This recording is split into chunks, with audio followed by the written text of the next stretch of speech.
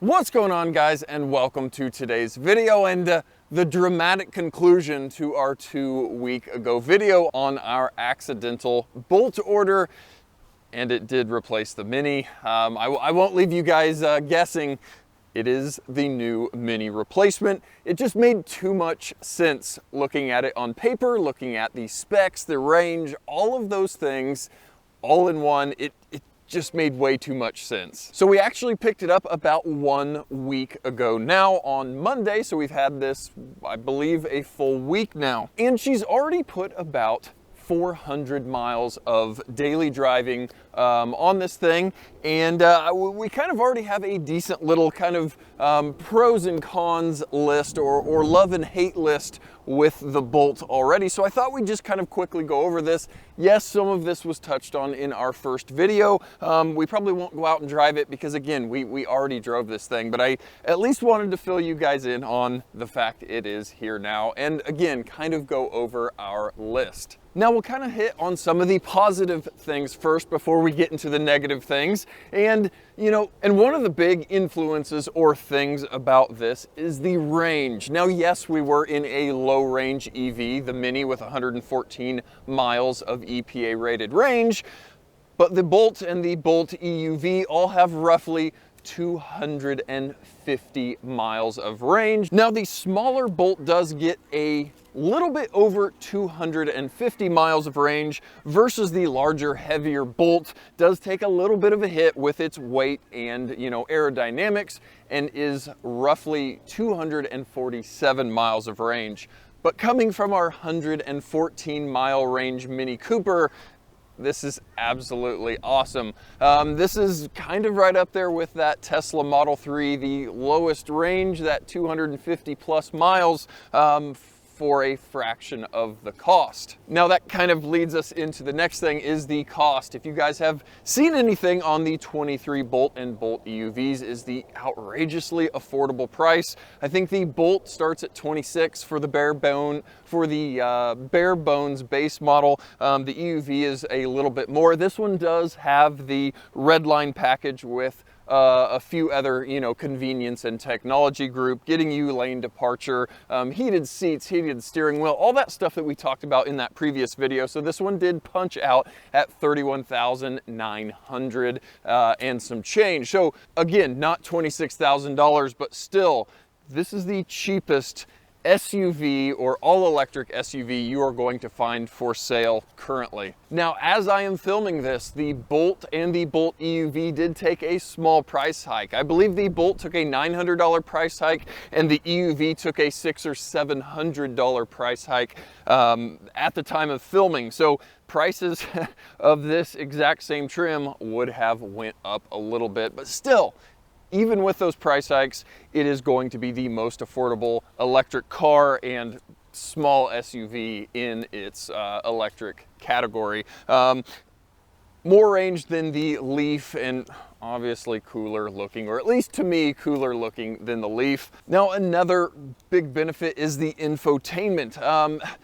The Mini's infotainment, obviously very BMW derived or based with the, you know, makeshift iDrive, you know, wheel there, was a little bit clunky. Yes, very usable, but it only had Apple CarPlay. It didn't have Android Auto.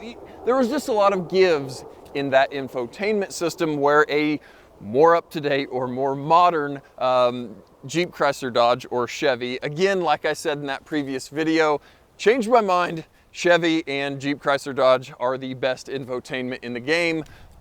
Again, usability, the functionality, it is all there.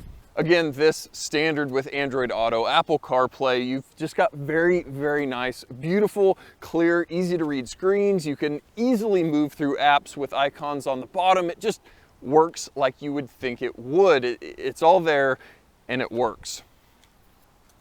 Now, the last just quick love or really cool benefit of this 23 Bolt EUV is the fact it does come with a dual charger. You have the level 1 and level 2, again, dual charger. Our 22 Mini Cooper only came with the standard level 1 charger. If you were wanting to get a level 2 for 240 volt home charging, you are going to be looking for $500–600 for a compatible level 2 charger.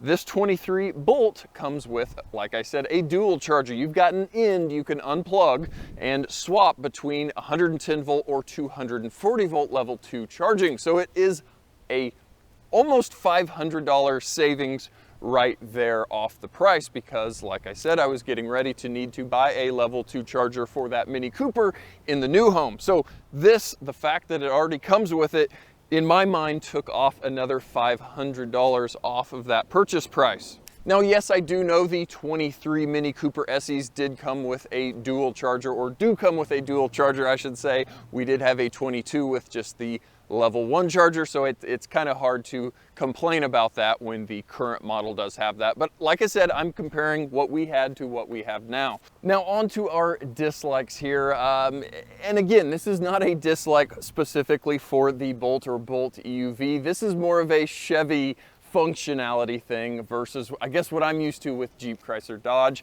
and that is the passive entry system.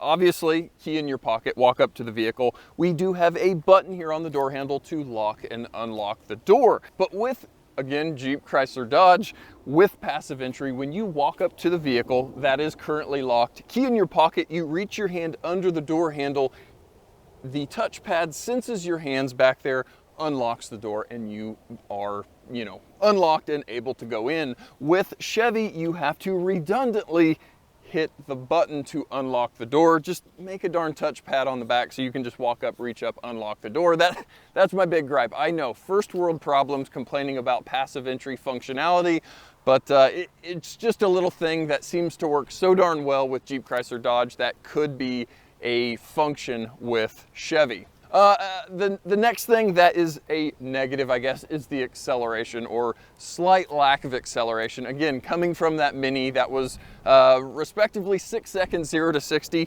you do feel the weight. Like we talked about in the driving section of that previous video, you do feel the weight with the Bolt EUV. I have not driven a normal Bolt, but supposedly those do move decently peppier or quicker than the EUV. But with her driving it, she has felt very normal now after driving it for a few days. The first time she drove it, she said, man, I really am missing my acceleration of the Mini. But now she says, yeah, it moves fine. You maybe have to put your foot further on the throttle, but it seems to go just fine. Another thing, which is a super easy thing to fix, which would just be programming, is there is no battery state of charge on the screen. You have two big, beautiful screens in this thing, but not one of them is telling you a percentage. I want to know my battery is at 98%. I want to know at a quick glance it's at 59%. I don't want to just look at this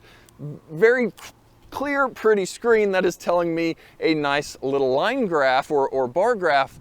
I want to be able to quickly glance and see battery state of charge. Again, kind of a weird thing, but on an EV vehicle, that's pretty important. Again, in your center infotainment screen, you can pull up the little pretty picture of the car showing the battery level. But again, unless you're sitting there counting it, you are not going to know your exact state of charge. Again, just a little weird thing, but something the Mini Cooper had on the screen blatantly saying was the battery percentage state of charge. And again, this is another thing we talked about in our driving section, is the regen paddle on the steering wheel. Still just kind of blows my mind that there is not a switch for low or high regen, and that is the regenerative braking. With this, you have regen on when you have your one pedal driving, which is great, fine and dandy, but then you also have a paddle on the back of the steering wheel that when you pull it while off throttle, it adds max or additional regenerative braking. I don't know why you would want to be needing to pull a paddle every single time you're wanting to use that max regen.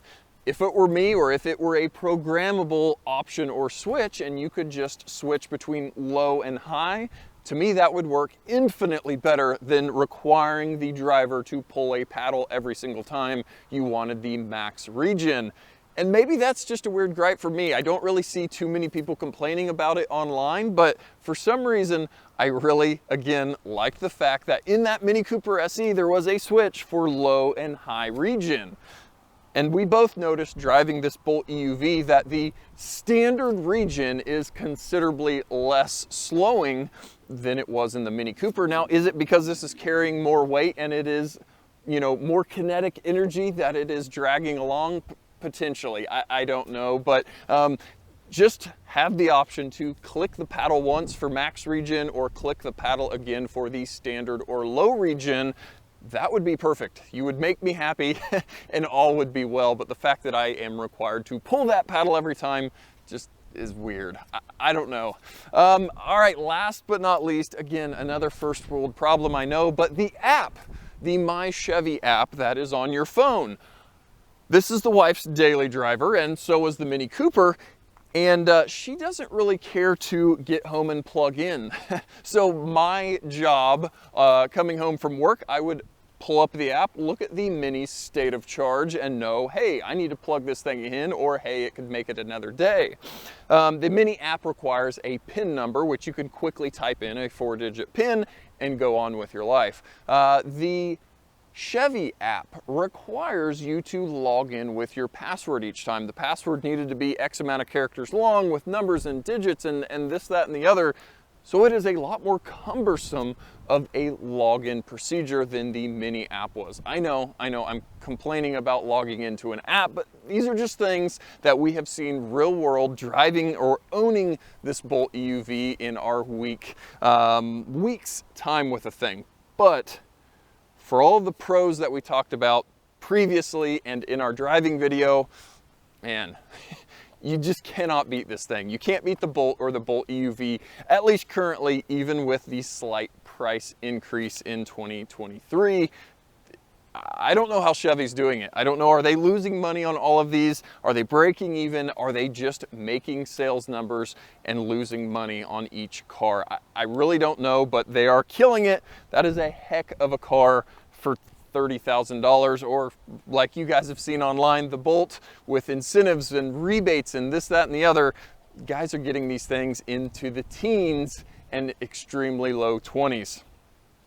So guys, I'm excited for a new car on the channel, and I'm excited for more range. We can take this thing to Kansas City from Wichita, Kansas. Obviously, we'd need to charge there, but you can definitely do a lot more car things with the Bolt EUV versus the Mini. Now, I feel like I'm just bashing the Mini a bunch, talking about, you know, short range and all of that, but obviously we bought that car knowing it was a short range two-door EV, and we had a blast with the thing for almost a year. The Bolt came along, 4 doors, longer range, same price, and the Mini still held its value really well, and it just made sense to move up to a little bit more range. And guys, if you didn't notice already, it kind of matches the other vehicles, the TRX, the Camaro, yeah, all of my stuff's white with black wheels. I know, I'm very boring, rental car spec white, but I guess I got something, I'm just gonna have to stick with it. So guys, our dramatic conclusion here is we got the Bolt, and hopefully we'll be doing some interesting things with it. We'll be able to do a little bit longer road trip EV testing, yeah, we'll see how the Bolt life treats us. So guys, I'm sure you were on the edge of your seat for 2 weeks, wondering and waiting what the choice was gonna be, and here it is. So guys, as always, thank you so much for watching, and we'll catch you guys next time.